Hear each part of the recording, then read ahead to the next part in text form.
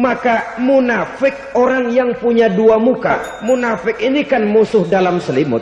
Di belakang kita dia caci maki kita. Maka demikian rupa watak orang munafik Allah benci betul.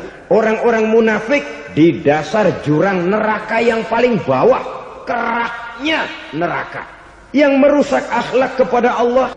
Sebab munafik sangat berbahaya, membahayakan umat, membahayakan agama. Di depan kita mereka ngaku pura-pura menyembah batu, menyembah patung, menyembah berhala yang mereka buat sesuai dengan kekayaannya masing-masing. 360 berhala di sekeliling Ka'bah merupakan bukti nyata dari sesembahan mereka. Yang kaya membuat berhala dari emas lalu disembah. Yang setengah kaya bikin patung dari perak lalu disembah. Yang hampir miskin bikin Tuhan dari kayu lalu disembah. Yang miskin benar tepung terigu diadonin lalu dibentuk seperti wujud seseorang kemudian disembah. Dan apabila selesai nyembah perutnya terasa lapar, Tuhannya habis dipretelin. Sepanjang sejarah kemanusiaan cuma masyarakat jahiliyah saja yang sampai makan Tuhan. Sesadis-sadisnya bangsa Indonesia belum pernah sampai makan Tuhan. Maka menghadapi manusia seperti ini, yang pertama dilaksanakan oleh Rasul memperbaiki akhlak mereka kepada Allah. Menanamkan la ilaha illallah, bahwa tidak ada Tuhan yang perlu disembah selain daripada Allah Subhanahu wa ta'ala. Ini hakikatnya merupakan inti daripada ajaran Rasul-Rasul terdahulu. Kenapa?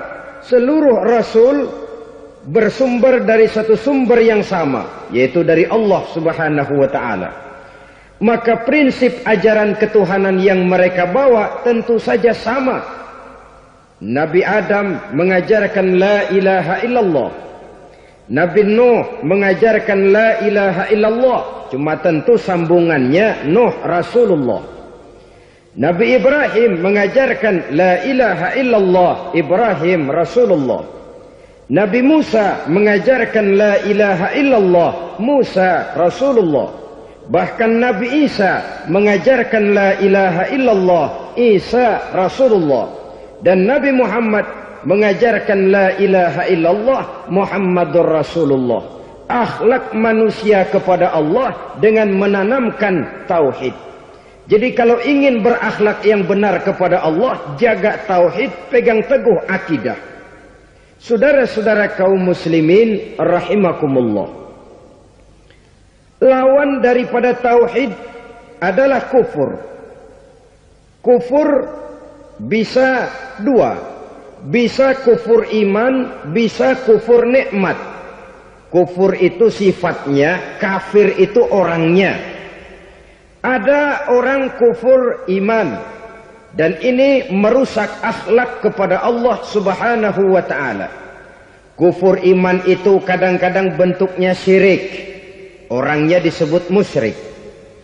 Kufur iman itu kadang-kadang bentuknya nifaq, orangnya disebut munafik. Kufur iman itu kadang-kadang bentuknya riddah, orangnya disebut murtad. Ini merupakan jenis daripada kufur-kufur iman dan tergelincirnya manusia daripada akhlak kepada Allah Subhanahu wa ta'ala. Benar, di zaman sekarang kita tidak menyembah berhala. Memang di zaman sekarang kita tidak menyembah patung. Iya, kita tidak berkeyakinan Tuhan lebih dari satu. Tapi kadang-kadang akhlak kita kepada Allah sering lentur dan luntur, sering bergoyang dan tergoncang, sering kena erosi dan polusi. Bahwa kita tidak menyembah Latta, Uzza, Manat dan Hubal seperti masyarakat jahiliyah dahulu, memang.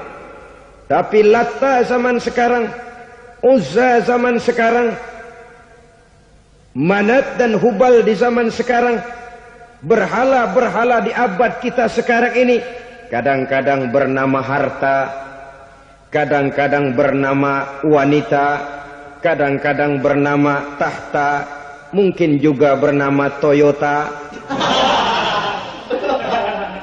Sesuatu yang lebih kita agungkan daripada Allah, menjelmalah dia menjadi berhala-berhala di zaman kita sekarang ini. Manakala kita di kantor sudah lebih takut kepada kepala bagian kita daripada kepada Allah, maka Tuhan kita barangkali adalah kepala bagian kita. Manakala kita sudah lebih takut kepada manusia daripada kepada Allah, bergeserlah akhlak kita kepada Allah, mengagungkan manusia dan menomorduakan Allah. Maka di zaman sekarang akhlak kita kepada Allah sering kena erosi, sering kena polusi.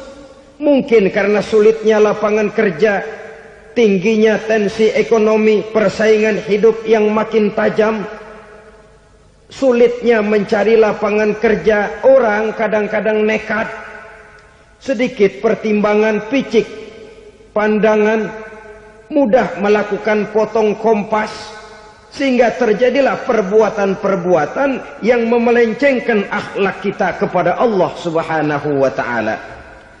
Kadang-kadang terjebak mempercayai selain daripada Allah.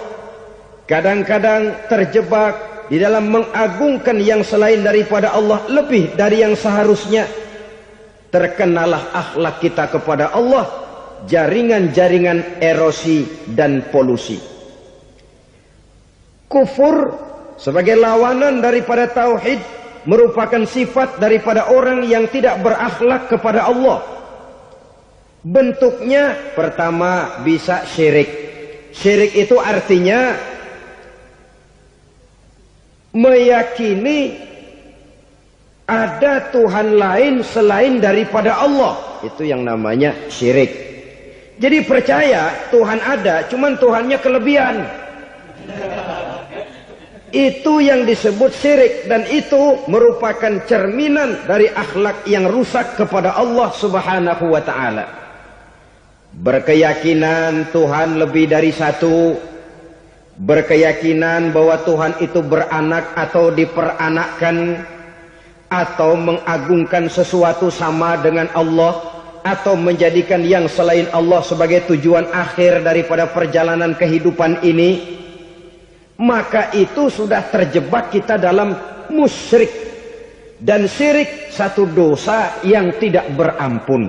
Bahasa kasarnya, yang namanya syirik itu jenis bapak moyangnya dosa. Saudara-saudara, sebab itu saya pesan, kalau memang terpaksa, biasanya yang tinggal di kota-kota besar itu kalau tidak kepengen dosa kan susah. Kalau terpaksa harus bikin dosa, cari yang kecil-kecil saja, yang kira-kira taubatnya gampang. Umpamanya pulang sholat Jumat nukar sendal, umpama, yaitu jelas dosa. Tapi dosa yang taubatnya agak mudah. Jangan sampai terjebak ke dalam syirik, menyekutukan Allah. Kalau sudah menyekutukan Allah, Allah dimadu, murka benar Allah kepada kita. Innallaha la yaghfiru ayyushraka bih wa yaghfiru ma duna dzalika liman yasha. Allah tidak akan memberi ampun kepada orang yang menyekutukannya dengan sesuatu, tapi Allah mau mengampunkan dosa yang selain itu bagi orang yang dikehendakinya. Jadi orang-orang yang sudah terjebak syirik, menyekutukan Allah, meyakini ada Tuhan lain selain daripada Allah, meyakini Tuhan beranak atau diperanakkan, bagaimanapun baiknya mereka di dunia, bagaimanapun sosial jiwanya, bagaimanapun pemurah tangannya memberikan santunan dan pertolongan kepada orang lain, kalau sudah syirik, seluruh nilai kebaikannya akan tidak ada gunanya lagi. Karena tidak ada tempat nilai kebaikan itu bergantung. Sedangkan kita berbuat baik agar diterima oleh Allah. Kalau Allahnya marah kepada kita, siapa yang akan menerima nilai kebaikan itu sendiri? Ini bentuk yang pertama. Yang nyata-nyata menyembah berhala, syirik. Yang nyata-nyata beriktikad Tuhan lebih dari satu, syirik. Atau yang tersamar, Yang tersamar itu yang sering jadi penyakit kita. Saya sejak ada perkutut ini di rumah, perkutut. Saudara-saudara, yang merusak akhlak kepada Allah, yang merusak tauhid setelah syirik, bisa juga berbentuk nifak. Nifak itu sifatnya, orang yang punya sifat nifak disebut munafik. Asal katanya dari nafakun. Nafakun itu satu lubang yang punya dua muka, seperti goa, ada tempat masuk, ada tempat keluar. Maka munafik orang yang punya dua muka. Kalau bahasa kita, pandai bermain minyak di atas air. Manis jika berhadapan, balik belakang lain bicara. Sehingga apa yang dinamakan nifak, kata Imam Ali Al-Jurjani dalam kitab ta'rifatnya, izharul imanu bil lisan wa kitmanul kufri bil qalbi. Menyatakan, menampakkan iman dengan lidahnya, tapi menyembunyikan kekafiran dalam hatinya. Dengan kata lain, lidahnya mah iman, hatinya mah kafir. Padahal hati itu yang dilihat, padahal hati itu yang dinilai. Kenapa lidahnya mengaku iman? Ya mungkin karena kepepet, mungkin karena kepentingan, mungkin karena ingin mencari kelemahan orang, lalu dia pura-pura beriman. Tapi sesungguhnya hatinya kufur. Ini merupakan penyakit munafik. Dan terus terang, menghadapi orang munafik jauh lebih berat daripada menghadapi orang kafir. Kenapa? Munafik ini kan musuh dalam selimut. Mau dibilang musuh nyata-nyata, apalagi di zaman Rasul ya, ketika periode Madinah, berat sekali menghadapi orang munafik. Mau dibilang kafir, kalau ketemu assalamualaikumnya medok juga. Mau dibilang mukmin, di belakang ngegerundel, nyari-nyari penyakit, nyari-nyari lantaran, mencari-cari gara-gara. Kalau kafir jelas kafirnya, kalau musyrik jelas musyriknya. Tapi munafik, di depan kita dia mengaku beriman, di belakang kita dia caci maki kita. Maka demikian rupa watak orang munafik, Allah benci betul. Sampai dalam Quran orang munafik itu divonis innal munafikin fid darkil asfal minan nar. Orang-orang munafik di dasar jurang neraka yang paling bawah, keraknya neraka. Saudara-saudara kaum muslimin rahimakumullah. Sebab munafik sangat berbahaya. Membahayakan umat, membahayakan agama. Di depan kita mereka ngaku pura-pura beriman. Kalau pidato luar biasa, memuji agama setinggi langit, menampakkan seolah-olah dia orang yang dekat dengan agama. Saudara-saudara, agama penting, agama mutlak. Tapi yang ngomong begitu agamanya apa? Remeng-remeng. Cuma sekedar lipstick, cuma sekedar dekorasi, cuma sekedar kamuflase buat ngibuli orang lain. Dia mengaku beragama, mengatakan agama mutlak, menganggap agama penting, seolah-olah memperhatikan benar tentang tatanan kehidupan beragama, tapi sebenarnya di hatinya tidak lebih berkecamuk penyakit-penyakit kufur. Maka sifat munafik ini termasuk menodai tauhid. Artinya merusak akhlak kita kepada Allah Subhanahu wa ta'ala. Sifat yang ketiga yang juga merusak akhlak kita kepada Allah dinamakan riddah. Riddah itu sifatnya, orang yang punya sifat riddah disebut murtad. Murtad keluar dari Islam. Keluar dari Islam tentu tadinya di dalam Islam. Oleh satu perbuatan dia bisa menjadi murtad. Misalnya tadinya dia iman benar kepada Allah, tapi melarat. Kadang-kadang sehari masak, 3 hari libur. Akhirnya oleh kesulitan ekonomi dia tidak kuat. Ada yang menawarkan kebaikan, dibawain supermi, dibawain obat-obatan, diberikan beras. Goyah imannya. Keluar dia dari Islam, ikut agama orang yang memberikan pertolongan kepadanya. memilih kesenangan sebentar dengan mengorbankan kebahagiaan yang kekal, maka orang semacam itu riddah sifatnya, murtad orangnya, keluar dari Islam. Dan yang menyebabkan kita murtad bukan cuma orang nyata-nyata memproklamirkan diri keluar dari Islam tapi lalu mengikuti agama orang lain, bukan cuma itu. Mengakui ada Rasul lagi sesudah Nabi Muhammad bisa menyebabkan kita murtad. Mengingkari nikmat Allah bisa menyebabkan kita murtad. Meyakini semua agama benar bisa menyebabkan orang menjadi murtad. Meragukan kesempurnaan dan kelengkapan Al-Quran bisa menyebabkan orang jadi murtad. Mengingkari sunnah bisa menyebabkan orang menjadi murtad. Banyak hal-hal yang bisa mendatangkan penyakit riddah dan membuat pelakunya menjadi murtad. Dan ini menodai akhlak kita kepada Allah Subhanahu wa ta'ala. Itu tadi kufur iman, saudara-saudara. Nyata-nyata mengingkari Allah, baik dalam bentuk syirik, nifak ataupun riddah. Kufur yang kedua dinamakan kufur nikmat. Apa itu kufur nikmat? Sitru nikmatil mun'im au ya'malu fi mukhalafatil mun'im. Menutup-nutup nikmat Allah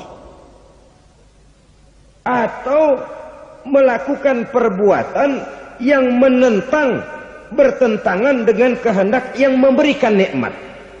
Jadi kufur nikmat pertama, nutup-nutupin Tuhan. Tuhan jalingin. Duit lu banyak amat, dari mana? Gua kerja. Lalu kerjanya nomor satu. Orang yang berakhlak kepada Allah, dia akan menjawab, kamu uangnya kok banyak, dari mana? Rizki dari Allah. Caranya, saya kerja. Kerja itu cara, rizki itu dari Allah datangnya. Bukankah di zaman sekarang kita sering terpleset? Ini merupakan cerminan dari rapuhnya akhlak kita kepada Allah Subhanahu wa ta'ala. Karena usaha saya memang, karena saya peras keringat banting tulang, tentu. Tapi sadarkah kita bahwa sepanjang yang bisa kita lakukan cuma berusaha, peras keringat banting tulang,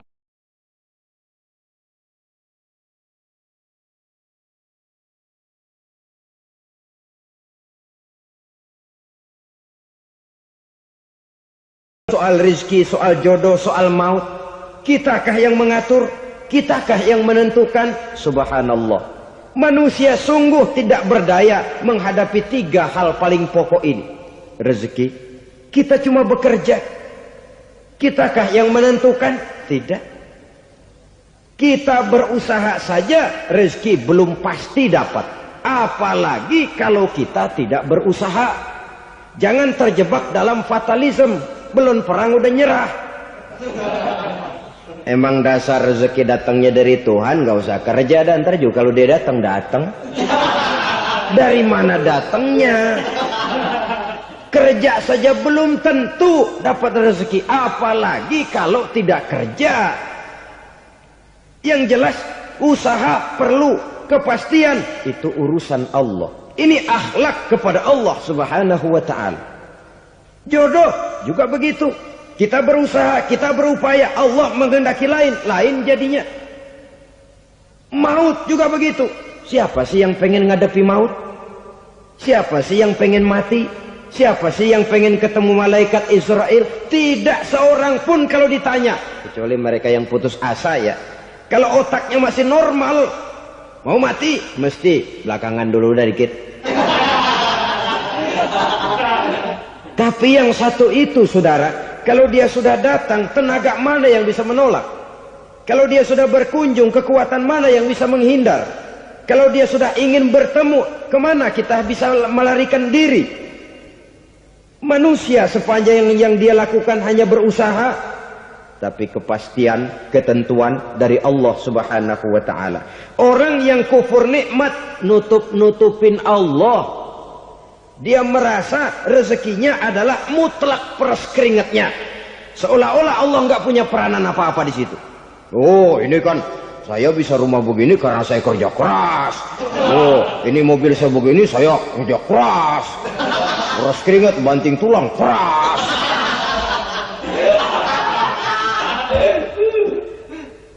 Saudara-saudara kaum muslimin rahimahkumullah. Jadi menutup-nutupi Allah. Akibatnya nanti kalau dia berhasil, Allah ketutupan. Kalau dia gagal, orang lain dicaci maki, dicari kambing hitam. Yang kambing hitam kan mahal. Karena orang sering cari-cari kambing hitam. Jarang orang mau jujur kalau bertemu kesulitan lalu mencari sebab pada dirinya sendiri. Yang paling enak ya nyalain orang. Lo begitu. Orang lain yang paling enak kita salahin. Au ya'malu fi mukhalafatil mun'im, atau dia melakukan sesuatu yang tidak sesuai dengan kehendak yang memberikannya nikmat. Diberikan kita tangan, mulut sih nggak berhenti. Terima kasih Tuhan, alhamdulillah saya dikasih tangan. Cuma nih tangan enteng mat nabokin orang mulu. Itu sudah mukhalafatul mun'im, bertentangan dengan kehendak yang memberikan nikmat. Diberikan harta, mulutnya mah basah. Terima kasih Tuhan, alhamdulillah dikasih harta. Tapi pelitnya minta ampun. Kikir, koret, medit. Ini juga termasuk kufur nikmat, mempergunakan suatu nikmat bertentangan dengan kehendak daripada yang memberikan nikmat itu sendiri. Saudara-saudara kaum muslimin rahimakumullah. Oleh karenanya kufur iman memang lebih bahaya daripada kufur nikmat. Tapi jangan lupa, kufur nikmat bisa menyeret orang kepada kufur iman. Nah kalau Allah udah dialingin, Tuhan sudah dinomor duain, lama-lama kenapa dia tidak mendewakan dirinya sendiri? Mendewakan pangkatnya, mendewa-dewakan otaknya, mendewa-dewakan kemampuannya. Pada awalnya dia memang cuma kufur nikmat, tapi lambat laun kalau ini tidak diobati secara pasti orang akan mengarah kepada kufur iman. Bisa berbentuk syirik, bisa berbentuk nifak, bisa berbentuk riddah. Saudara-saudara, oleh karena itu menjaga akhlak kepada Allah mutlak penting. Sebab apa? Kita tidak berakhlak kepada manusia saja, kita dikucilkan dari pergaulan. Kalau kita tidak berakhlak kepada Allah, dikucilkan oleh Allah. Hadis qudsi menyatakan, man lam yashkur ala na'ma'i wa lam yasbir ala bala'i falyakhruj min tahtis sama'i falyatlub rabban siwaya. Kata Allah, siapa orang yang tidak mau bersyukur terhadap nikmat yang aku berikan kepadanya dan tidak mau sabar terhadap ujian yang aku berikan kepadanya, falyakhruj min tahtis sama'i, persilahkan saja keluar dari kolong langitku, waliyatlub rabban siwaya, tolong cari Tuhan lain selain daripada aku. Murka Allah, diusir, cuman gak kedengeran aja. Siapa yang tidak mau syukur terhadap nikmatku, siapa yang tidak mau sabar terhadap ujian yang aku berikan kepadanya, persilakan keluar dari kolong langitku ini, cari Tuhan lain selain aku. Nah, langit Tuhan yang punya, Tuhan kita lawan, diusir dari kolong langit, mau pindah ke kolong mana?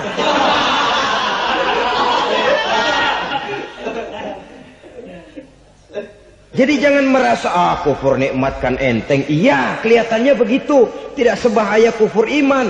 Tapi kufur nikmat ini merupakan anak tangga yang kalau kita sudah mulai naik, kita akan naik terus sampai kepada tingkat di mana kita mengalami kufur iman. Kalau sudah ke sana, maka akhlak kita kepada Allah terkenalah erosi, terkena polusi, hancur akhlak kepada Allah, dan itulah sumber kesengsaraan abadi. Kalau cuma kita tidak berakhlak kepada manusia, barangkali resikonya cuma kehidupan di dunia ini. Mungkin juga ada kehidupan akhirat. Tapi kalau sudah tidak berakhlak kepada Allah, dunia akhirat kita rugi dan celaka. Maka pada kesempatan ini saya mengajak, marilah jaga baik-baik akhlak kita kepada Allah. Satu kali kita bertauhid, sampai mati kita bertauhid. Satu kali la ilaha illallah, jangan tergelincir lagi kita keluar daripada kalimat itu. Satu kali kita bertuhankan Allah, jangan bertuhan yang lain selain daripada Allah. Jangan sekutukan Allah, jangan samakan Allah dengan sesuatu, jangan mengangkat yang lain sama agungnya dengan Allah. Sebab dengan demikian kita seolah-olah sudah mengotori akhlak kita kepada Allah Subhanahu wa taala. Saudara hadirin yang saya hormati, jadi oleh karenanya akhlak kita kepada Allah merupakan basis daripada kehidupan beragama. Kalau itu sudah mulai rapuh, mulai terkena erosi dan polusi, mulai rusak, dikhawatirkan nanti nilai ibadah kita kepada Allah juga akan turut ambruk karenanya. Saudara-saudara kaum muslimin rahimakumullah, tugas yang kedua memperbaiki akhlak manusia kepada sesama manusia. Kita tahu Islam sesuai dengan namanya adalah agama damai. Maka akhlak manusia kepada sesama manusia menempati porsi yang penting dalam kehidupan beragama. Bagaimana seorang muslim bergaul, bertata krama terhadap sesama manusia. Mari kita lihat lebih jauh persoalannya. Untuk memudahkan pembicaraan dari kacamata agama, kita kelompokkan saja manusia itu dalam dua. Pertama yang seiman dan yang kedua yang tidak seiman. Yang tidak seiman itu kita sebut saja kufur atau kafir. Nah, kepada yang kafir pun kita diajarkan untuk berakhlak. Apalagi kepada yang memang nyata-nyata seiman, sekeyakinan, seakidah. Kemanapun Islam datang, ke negara manapun ia masuk, ia tidak menaburkan kerusakan. Jadi tidak benar kalau orang pernah itu menggambarkan, saking sentimennya seorang orientalis pernah menggambarkan Nabi Muhammad di tangan kirinya Quran, di tangan kanannya pedang. Menggambarkan seolah-olah Islam dikembangkan dengan kekerasan. Sebenarnya tidak sama sekali. Kalaupun dalam sejarah perkembangan Islam pernah terjadi perang, maka perang dalam Islam sesungguhnya apabila kita amati sejarahnya bukan untuk memaksakan agama. Karena memang agama tidak bisa dipaksakan. Tetapi justru untuk mempertahankan agama dari segala macam hambatan, rintangan, hinaan, dan fitnahan. Tapi kemanapun yang jelas Islam masuk, dia tidak pernah membuat kekacauan, kerusuhan, ataupun penghancuran. Candi Prambanan bahkan dipugar, gereja-gereja tidak ada yang dihancurkan oleh umat Islam. Kenapa? Islam agama damai. Soal agama, soal lakum dinukum waliyadin. La ikraha fid din, qad tabayyana ar-rusdu minal ghayy. Tidak ada paksaan dalam beragama, sebab nyata yang benar dengan yang tidak benar. Belum pernah ada orang kafir masuk ke perkampungan orang Islam lalu dikejar-kejar, diteriakin kafir, kafir, sunatin.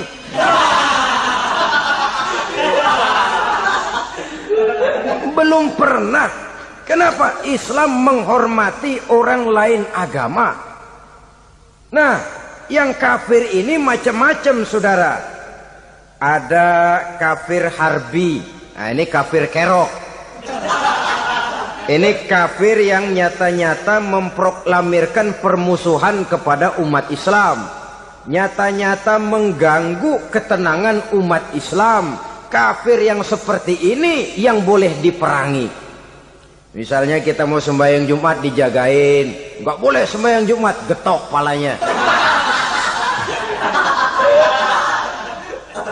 Kafir harbi artinya tantangan perang datang dari mereka, bukan kita yang mulai, mereka yang buka front. Prinsipnya umat Islam tidak boleh mencari-cari musuh, tapi pun tidak boleh lari kalau ketemu musuh. Musuh jangan dicari, ketemu jangan lari. Karena itu kesan seolah-olah umat Islam ini teroris, umat Islam ini destroyer, umat Islam ini sering menimbulkan keonaran, kerusakan. Sungguh satu fitnahan yang sangat keji. Umat Islam adalah umat yang cinta damai. Islam di masa perkembangannya masuki Eropa melalui Selat Gibraltar, Jabal Tariq, memasuki Spanyol. Islam tidak pernah meruntuhkan gereja. Islam tidak pernah membunuh orang-orang Nasrani. Bahkan Islam mewariskan peradaban dan kebudayaan yang begitu tinggi nilainya di bidang ilmu pengetahuan. Sampai ketika itu Barat banyak mengkaji ilmu pengetahuan dari dunia Islam. Buku-buku berbahasa Arab diterjemahkan ke bahasa Yunani, dipelajari oleh para cendekiawan di negeri barat sana. Mereka mengambil manfaat yang banyak dari masuknya Islam ke Eropa. Sementara gereja tetap berdiri dengan megahnya. Kuil-kuil tempat peribadatan tidak satupun yang diusik-usik. Kenapa? Islam agama yang cinta damai. Asal dia tidak diganggu, asal kehormatannya tidak dihinakan. Jadi kafir harbi, kafir yang nyata-nyata nantang perang, ngajak berkelahi. Itu kafir yang nyari penyakit. Kafir harbi ini boleh diperangi dengan catatan mereka yang memang mulai. Yang kedua, kafir zimmi. Kafir zimmi, kafir yang hidup di tengah mayoritas muslim, tapi mereka mau hidup dengan aman, damai, tenang. Mereka wajib dilindungi. Bahkan Nabi pernah memberikan satu jaminan, man azazimmiyan faqad azani. Siapa yang mengganggu orang kafir zimmi sama saja dengan mengganggu saya. Kehormatannya dijaga, harta bendanya dilindungi, anak istrinya pun dilindungi. Dan ini jadi kenyataan. Saudara bisa lihat di negara-negara yang mayoritas penduduknya beragama Islam, orang-orang kafir di luar Islam hidup dengan tenang, aman, damai. Di Saudi Arabia, di luar tanah haram, di luar Mekah dan Madinah, banyak orang-orang kafir mencari nafkah. Mereka tenang, aman, dilindungi undang-undang. Begitu di Mesir, begitu di negara Indonesia yang berdasarkan Pancasila ini.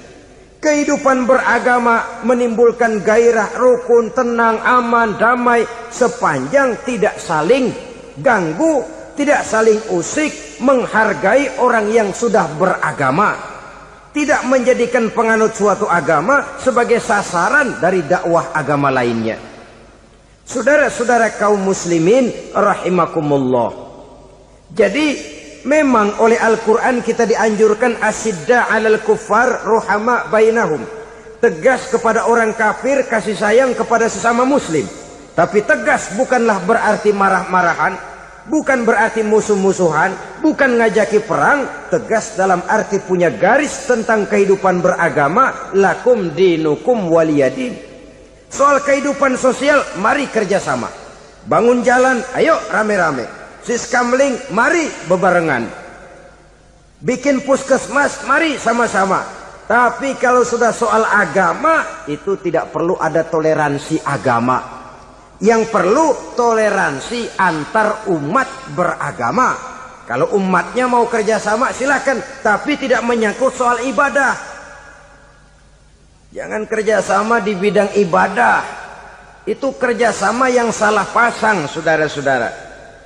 Sehingga dengan demikian toleransi adalah menyangkut kehidupan antar umat beragama. Sedangkan agama sendiri punya coupling yang nyata.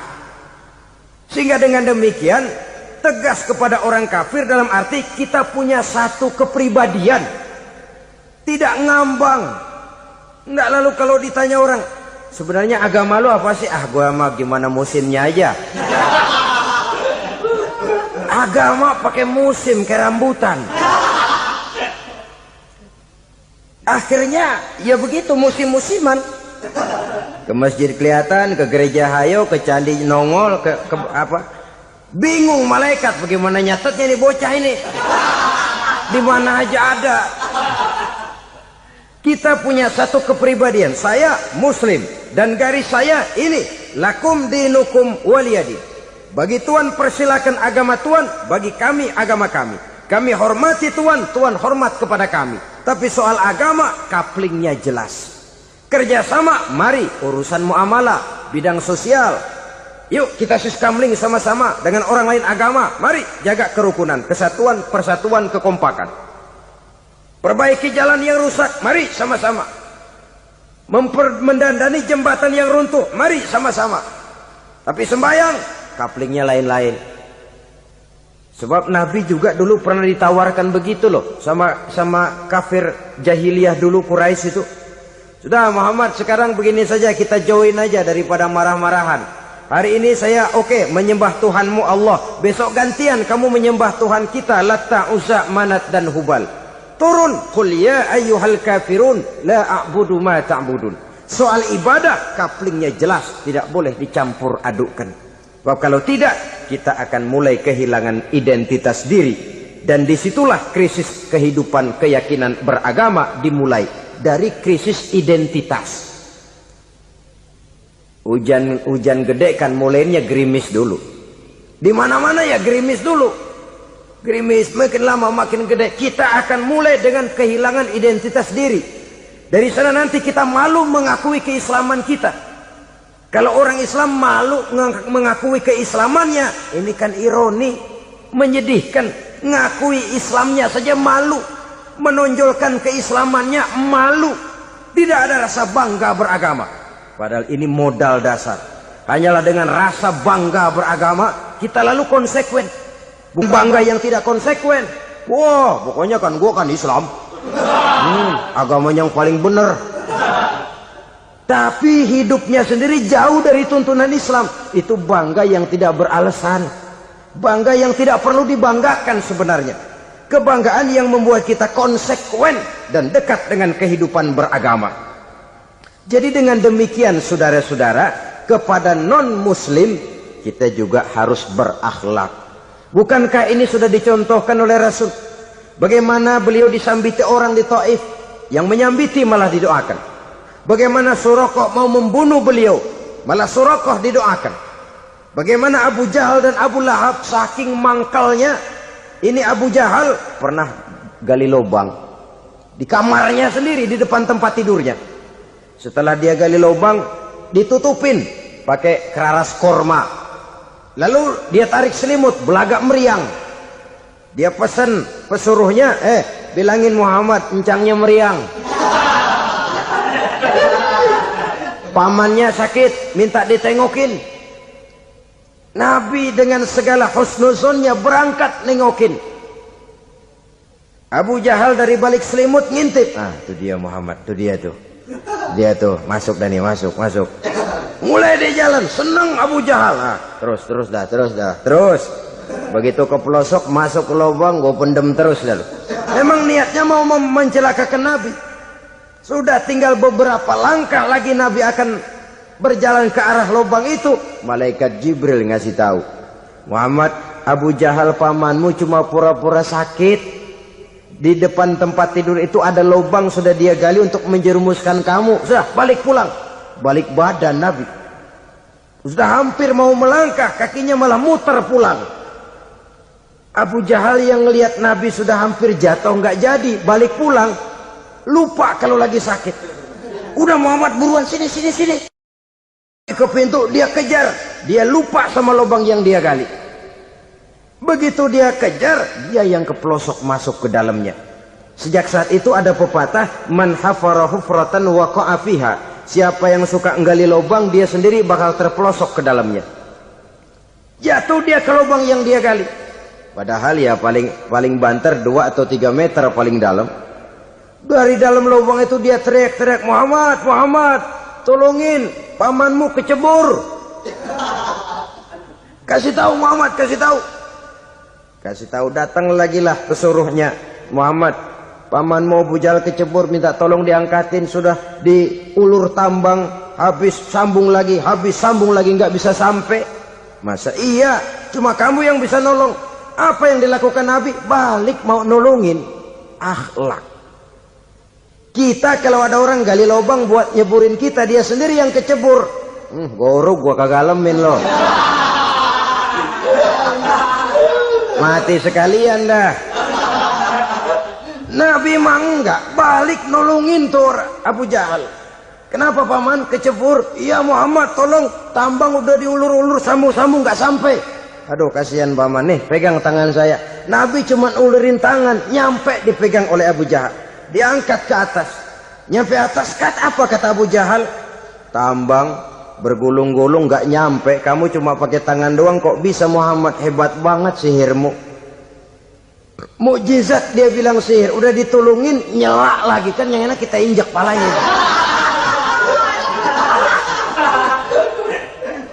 Orang dulu bilang wah katanya nolongin anjing kejepit. Udah selesai ditolongin malah yang nolong digigit. Saudara hadirin yang saya hormati, kepada orang-orang kafir kita harus berakhlak, menghormati mereka, tidak memaksakan satu keyakinan dalam batas-batas yang ditolerir oleh agama, yaitu pada masalah-masalah sosial dan muamalah. Itu kepada non-muslim. Apalagi kepada sesama muslim. Baik akhlak kepada orang tua, akhlak kepada guru, akhlak kepada jiran atau tetangga, itu semua termasuk dalam akhlak kepada sesama manusia. Akhlak kita kepada orang tua, kadang-kadang kita orang timur ini ketularan orang barat. Engkongnya dianggap CS. Salaman main kedet aja, halo kong. Engkongnya bahalo di bengong. Saudara-saudara kaum muslimin rahimakumullah, akhlak yang tua kepada yang muda, akhlak yang muda kepada yang tua, kepada jiran dan tetangga, kepada sanak famili dan handai tolan, pendeknya kepada sesama muslim. Tetangga ada haknya, ada hak tetangga yang kalau kita berakhlak itu harus dipenuhi. Contoh kecil, kalau saya beli radio, itu saya dong boleh berpikir, ini radio saya beli pakai uang saya setel di rumah saya, sekeras-kerasnya ada apa sama orang lain? Radio gua, yang beli gua pakai duit gua, gue setel di rumah gue, ada urusan apa sama orang lain? Itu kalau menurut saya. Tapi tetangga sebelah saya kan bisa juga ngomong begitu. Mata gue, yang ngantuk gue tidur di rumah gue, kenapa suara radio lu masuk kemari? Ketika itulah lalu kebebasan saya nyetel radio dibatasi oleh kebebasan tetangga saya yang mau tidur. Ini sudah akhlak namanya. Umpamanya lagi ada Nabi ajarkan, iza tobakhta maraqatan fa'akthir ma'aha wa ta'ahad jiranaka. Kalau kamu masak sayur, banyakin kuahnya, bagiin tetangga kamu. Bukan bagiannya itu yang jadi soal, tapi akhlak kepada tetangga. Udah tahu tetangganya kelaparan, diseksa, goreng ikan asin, se-RW baunya ngayap, kembang kempis orang nungguin. Saudara hadirin ma'asyiral muslimin rahimakumullah. Jadi dengan demikian, kalau sudah kembali kepada orang-orang yang nilai imannya sama dengan kita, apapun organisasinya, apapun baju yang mereka pakai, kaos yang mereka pakai, jaket yang mereka pakai, kalau sudah seakidah, seiman, jaga akhlak kita. Pendapat boleh berbeda, kaos boleh tidak sama, jaket boleh beraneka warna, bendera boleh beragam-ragam, tapi ukhuwah Islamiyah ini utamakan. Adalah lebih baik mencari persamaan dalam kehidupan dan bukan memperbesar perbedaan. Hanyalah dengan mengembangkan nilai-nilai akhlak semacam ini, toleransi tidak hanya diperlukan kepada yang non-muslim, kepada sesama muslim pun toleransi. Artinya apa? Jangan memponis amalan orang lain. Yang usolli, yang tidak usolli, berjalanlah menurut keyakinannya masing-masing. Jangan lalu memponis, itu namanya nggak toleransi. Kamu nggak pakai usolli ya? Enggak. Brengsek. Kamu pakai usolli ya? Iya. Bid'ah. Lah dua-duanya kagak yang bener. Kalau yang sembahyang kagak bener, bagaimana yang kagak sembahyang? Apa itu yang bener? Toleransi, setuju dengan perbedaan pendapat, jangan memponis amalan orang lain. Karena kita hanya beramal, hak menerima adalah Allah Subhanahu wa ta'ala. Jangan sebentar-bentar mencap bid'ah dolalah, finnar, neraka. Kayaknya neraka kapling orang tuanya kali. Gampang bener masukin orang ke neraka. Kita kadang-kadang bisa toleransi dengan orang luar, tapi kepada sesama muslim toleransi tidak sanggup kita adakan. Mengklaim merasa kita yang benar, orang lain salah semua, itu tidak toleransi namanya. Mentang-mentang jadi ustadz, nih satu-satunya ustadz di sini ya, Semuanya mesti ngaji kemari. Kalau nggak ngaji kemari Islamnya kurang tapi bener. Toleransi. Saudara-saudara kaum muslimin rahimakumullah, lapang dada menghargai orang yang berbeda pendapat, apalagi kalau perbedaan pendapat itu menyangkut hal-hal yang tidak prinsipil, menyangkut hal-hal yang sekunder dalam kehidupan beragama, menyangkut masalah-masalah yang dalam bahasa fikih disebut soal-soal furu'iyah. Tidak usah menyebabkan kita bersih tegang. Kepala sama hitam pendapat boleh berbeda dan halal. Bahkan Nabi mengatakan ikhtilafu ummati rahmatun. Perbedaan pendapat di kalangan umatku bahkan menjadi rahmah, sepanjang perbedaan pendapat itu diiringi dengan rasa toleransi. Tapi kalau sudah main baku hantam, main klaim, memponis orang lain, akhirnya timbullah keretakan. Jangan heran kadang-kadang satu masjid dua kelir. Ya soal kelir boleh kelar-kelir, boleh kelar-kelir. Tapi kalau harus terlalu mencolok menyebabkan timbulnya keretakan, saya kira yang akan turun bukan lagi rahmah tapi bala. Bala akan menimpa kita, jatuh kita menjadi umat yang lemah. Oleh karena di antara kita sendiri, sesama kita tidak pandai bertoleransi, tidak lapang dada. Ada anak muda kelihatannya mau majuan dikit, yang tua curiga. Nih kalau dia maju pasaran gua bangkrut dong nih. Lalu ditekan tuh anak ditekan melejit. Kadang-kadang yang tua maksudnya baik, mau memelihara, yang muda salah terima. Kan tua kejemur. Dari dulu sampai sekarang gitu-gitu doang. Anak kemajuannya. Padahal yang tua barangkali maksudnya juga baik, mau memelihara. Sebenarnya kalau kita bisa mencoba mencari titik temu dengan alur komunikasi, tidak merasa diri yang paling benar, tapi toleransi, boyak menerima pendapat orang lain, setidaknya mau mendengar omongan orang. Yang susah kalau udah kena penyakit, nggak mau ngerti omongan orang, nggak mau nerima pendapat orang. Kodok di kolong tempayan, cukeng kayu asem, asal ijo udah ijo aja ijo dah. Nggak ngerti omongan orang, yang kayak begini yang orang jadi kesandung. Oleh karena itu saudara-saudara, alangkah nikmatnya kehidupan ini apabila kita menyadari kita ini ummatan wahidah, satu umat yang satu, yang diikat dengan akidah. Kalau kepada yang non muslim saja kita diajarkan untuk berakhlak, apatah lagi kepada yang seiman, seakidah, sekeyakinan. Wajarkah perbedaan pendapat yang kecil-kecil lalu menyebabkan kita bertolak belakang, cerai-berai, centang perenang? Bila bertemu di jalan yang satu menyisih ke kiri, yang lain menyingkir ke kanan. Kalaupun juga bercampur di tengah kumpulan orang banyak, persis air dengan minyak. Yang atu melengos, yang atu madep mojok. Orang lain senyum, dia mau pada manyun. Saudara-saudara kaum muslimin rahimakumullah, realita ini walaupun tidak enak, pahit, tapi masih hidup di sebagian masyarakat kita. Ini yang perlu kita atasi. Soal toleransi kepada orang lain, sejarah sudah membuktikan.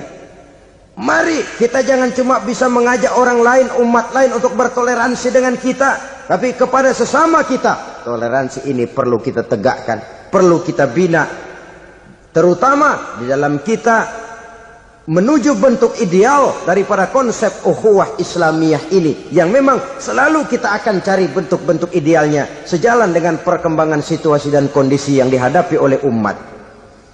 Perbedaan organisasi, perbedaan kepentingan organisasi tidak seharusnya menyebabkan kita merasa meremehkan orang lain dan mengangkat diri, mengklaim diri sebagai yang ter.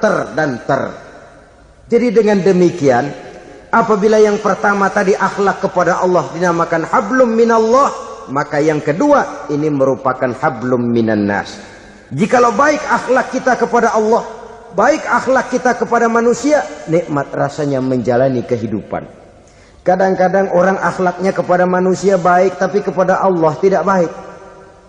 Hormat sama yang tua, menyayangi yang muda, sama tetangga rukun, tapi sama Tuhan nggak mau sujud.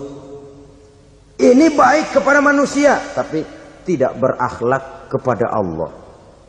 Atau sebaliknya, sujudnya sama Allah mah tekun, bener khusyuk, bahasanya juga fasih, luar biasa.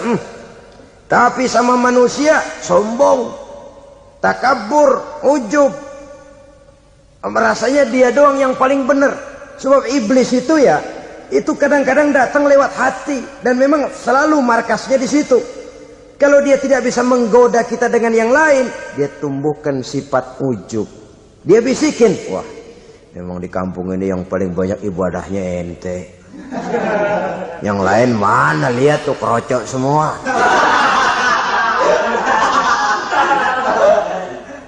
Lalu di hati orang itu tertanam sifat iya ya. Nah, tatkala iya ya, dia sudah terkena serangan iblis. Akhirnya apa? Orang lain diremehin. Asalnya kagak mau sembahyang aja diajak salaman udah najis aja dah. Ketemu juga mukanya ditekuk 4. Akhirnya bukan ngajak malah ngenyek, ngina. Lah orang dihina makin jauh, makin tidak tersentuh. Bukan cara itu yang diajarkan oleh Rasul. Bahwa orang tidak mau sholat, tugas kita mengajak. Soal dia tidak sholat, itu dosa dia kepada Allah. Saudara-saudara kaum muslimin, ujub disuntikkan oleh iblis ke dalam hati kita. Sujudnya kepada Allah benar, tapi akhlaknya kepada sesama manusia merasa paling benar sendirian, merasa orang lain salah semua. Pokoknya kalau di luar lingkungannya udah kagak bener aja udah bahaya. Saudara-saudara, ini juga penyakit yang disuntikkan oleh iblis. Sebab iblis itu tipu dayanya luar biasa, strateginya lihai. Makin tinggi kualitas iman, ya makin berat upaya iblis untuk menjerumuskan kita. Karenanya saya mengajak, marilah kita bertoleransi. Baik kepada non-muslim, lebih-lebih lagi kepada sesama muslim yang kebetulan berbeda baju, berbeda kaos, berbeda organisasi, lain bendera yang dibawanya. Tapi toleransi mari kita canangkan. Kita terikat oleh ukhuwah Islamiyah. 2. Yang ketiga, akhlak manusia kepada makhluk Allah lainnya di luar manusia. Islam adalah rahmatan lil alamin.